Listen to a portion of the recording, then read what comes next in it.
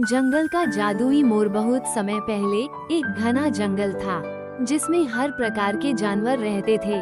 उस जंगल का सबसे अनोखा प्राणी था जादुई मोर। यह मोर साधारण मोरों से अलग था।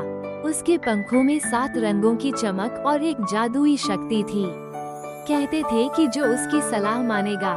जंगल में सूखा पड़ गया, नदियाँ सूख गईं और जानवरों के पास खाने और पानी की कमी हो गई।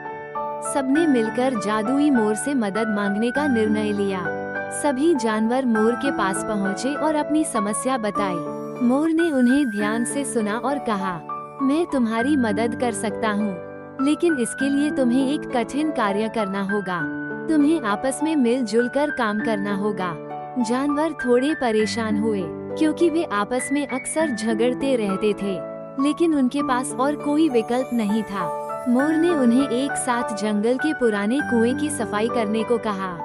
कुआं कई सालों से सूखा पड़ा था और उसमें गंदगी भर चुकी थी। शुरुआत में जानवरों को ये काम कठिन लगा।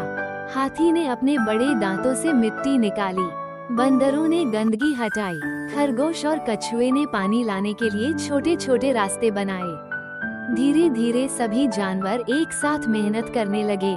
कुछ ही दिनों में कुएं में पानी का झरना फूट पड़ा। पूरा जंगल खुश हो गया। जादुई मोर ने मुस्कुराते हुए कहा, तुमने अपनी मेहनत और एकता से यह चमत्कार किया है।